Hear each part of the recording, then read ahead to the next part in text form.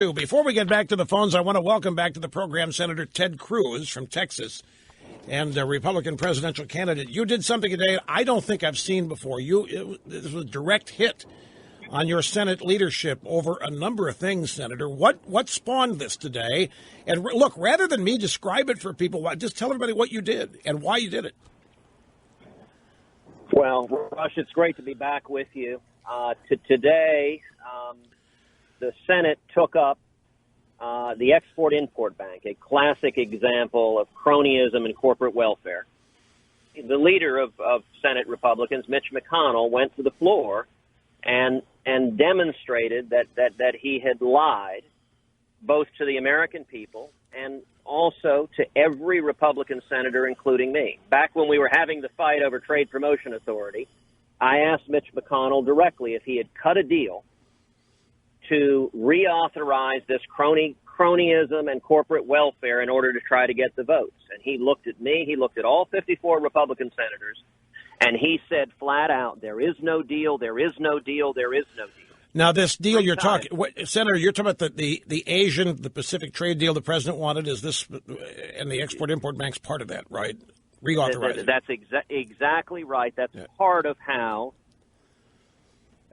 Republican leadership got the votes for TPA, is by promising to put taxpayers on the hook for hundreds of billions of dollars of loan guarantees that go primarily to a handful of giant corporations. And it's what I refer to as the Washington cartel. It's career politicians in both parties who get in bed with lobbyists and special interests. It's why we're bankrupting our kids and grandkids. And what's striking, I mean, Rush, people are so frustrated because we keep winning elections, and then our leaders don't do a darn thing they said they were going to do.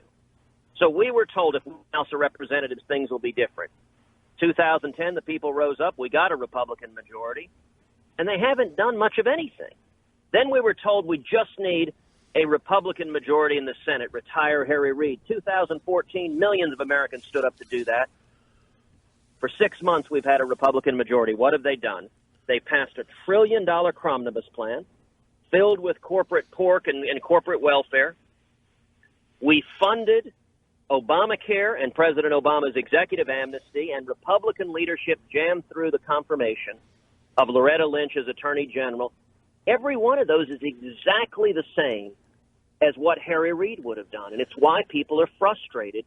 Why is it that Republican leadership, authorities as Harry Reid and the Democrats, and the answer is the lobbyists and special interests, the giant corporations that want big government and power, they give campaign contributions to both Republicans and Democrats.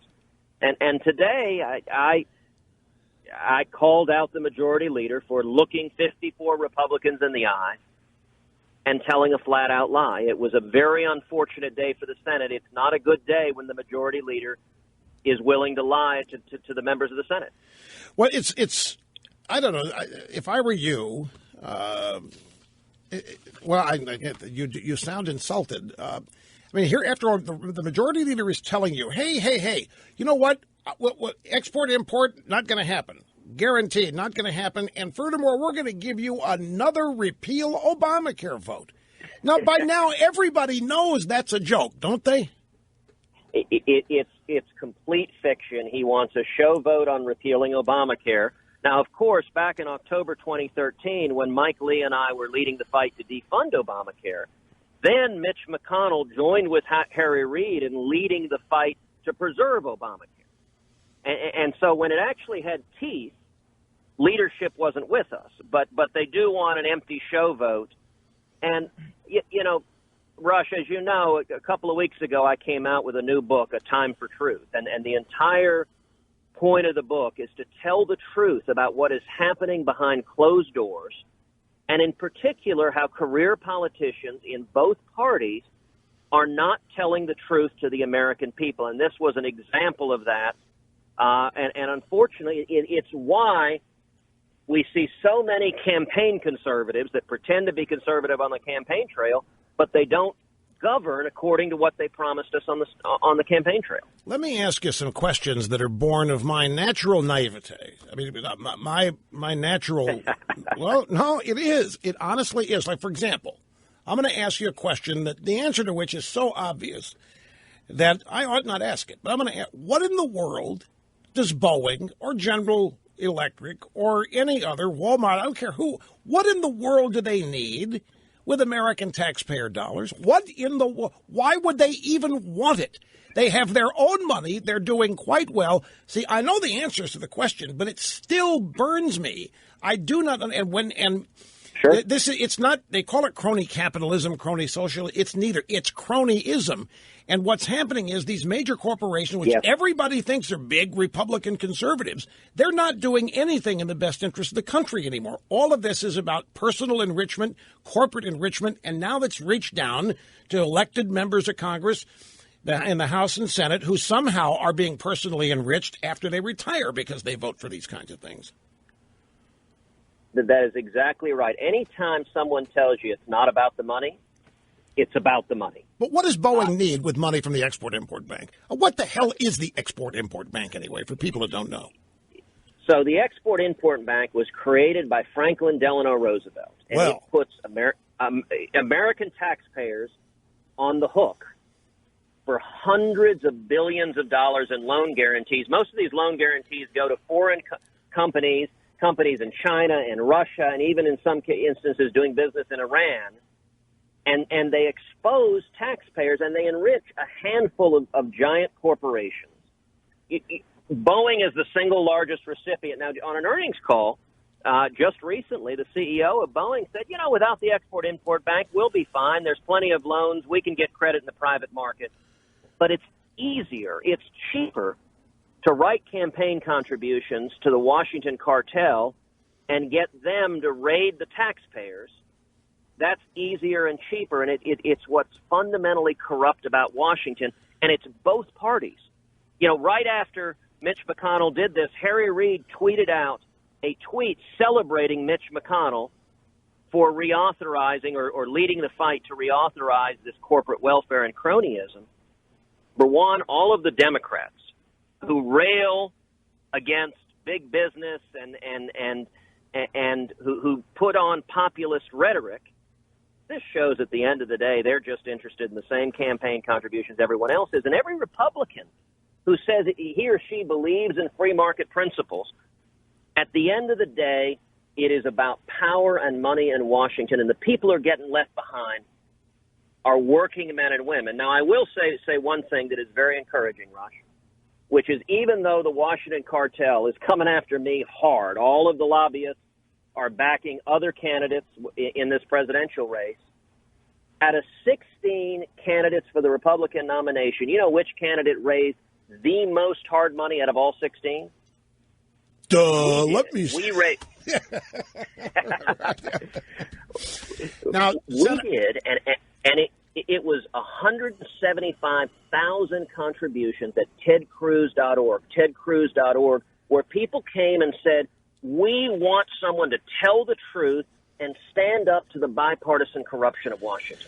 Well, you said today that your staff, when you told them that you told your staff you would not believe Harry Reid was lying to you. Your staff tried to warn you that you were being lied to on the Pacific Trade Deal, the Export-Import Bank, and you stood up. I mean, not Reid, McConnell, and you stood up for McConnell to your staff, correct? Well, that's exactly right. When I came out of that lunch where Mitch said 3 times, there is no deal, there is no deal, there is no deal, I offered them nothing. I came back and sat down with my staff, and my staff all said, he's lying to you. This isn't true. And I said, listen, guys, I don't know if that's true or not, but he looked me in the eyes. He looked every Republican senator in the eyes. I don't have a basis to assume he's lying. I've got to take him at his word. And so my vote hinged on that. His behavior today demonstrates that unfortunately my staff was right, and I tried to give him the benefit of the doubt. But his conduct today, it's interesting. There were a bunch of other amendments that I had introduced, that other senators had introduced. For example, an amendment to defund Planned Parenthood. We've seen these shocking, horrible videos Mitch McConnell filled the amendment tree, which is the exact same procedural abuse of power Harry Reid used to do, to defund Planned Parenthood. An amendment to stop sanctuary cities. That was another amendment. Cut off federal funds to sanctuary cities. Well, Mitch McConnell filled the amendment tree to prevent any vote on sanctuary cities. The priority of leadership is what the lobbyists and giant corporations and special interests in Washington want. It's why we're bankrupting our kids and grandkids. Well, we can't take the ideology out of this, Senator, because when I was going to ask you about, and I know you got a flight to catch, I'll be very quick here, but I know that I was going to ask you about McConnell blocking the vote on the Planned Parenthood amendment, defunding them and sanctuary cities. Yep. Now, you say that this is being done in fealty to lobbyists, K Street, donors, and so forth, but let's face it. What McConnell's doing is advocating for the leftist agenda, is he not? Maybe the money may be the reason, but what's the end result of this? At the end of the day, you think about who leadership listens to. I was having a conversation with a few senators on the Senate floor last week, and they were saying, has the divide between leadership and the grassroots ever been this wide? And we were all agreeing it wasn't, and it's because leadership listens to K Street and Wall Street. It's the big money donors. The actual grassroots conservatives who gave us a majority in both houses, they don't listen to it all. So can you think of a single priority for a real live conservative that this Senate Republican majority has voted on? It's all been what the lobbyists care about. Yeah, I know. And it's distressing and it's dispiriting to a lot of people. And then we wake up today and we see the Chamber of Commerce threatening unnamed Republicans or conservatives by claiming to take them out. Chamber gearing up to take out GOP incumbents. We all know that means GOP. Chamber of Commerce. Everybody thinks they're a bunch of Republicans, Senator. Well, it's interesting. The local chambers of commerce, the small business people usually are, but the national chamber is just a giant lobbying arm for big government handouts to big business. And so they are essentially promising to create the crony caucus. Everyone who is in favor of corporate welfare. You know, how is any conservative supposed to credibly take on welfare reform if we're not willing to stop shoveling billions of dollars to giant corporations? We need to show some consistency here.